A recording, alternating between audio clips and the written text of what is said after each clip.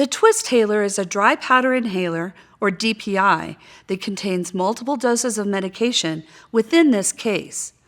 Before using the Twisthaler, make sure the counter shows available doses. Do not prime the Twisthaler. Wait until you're ready to take the dose before twisting off the cover, because once the cover is removed, a dose is loaded and ready to be inhaled.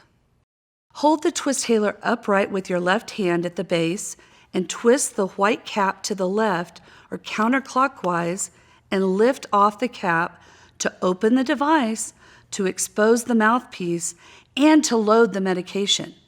Never shake the device because the fine dry powder may spill out. If you accidentally drop the device after loading the dose, then you must start over because the powder likely spilled out. Holding the Twisthaler away from your mouth, breathe out gently but completely. Never exhale into the Twisthaler because you may blow out the powder, or the moisture in your breath may gum up the powder. After exhaling away from the device, hold the inhaler horizontally or parallel to the floor and seal your lips firmly around the mouthpiece. Do not cover the ventilation holes with your fingers, and do not use a spacer with the Twisthaler. Take in a fast, deep breath through your mouth until you can't breathe in anymore, like this.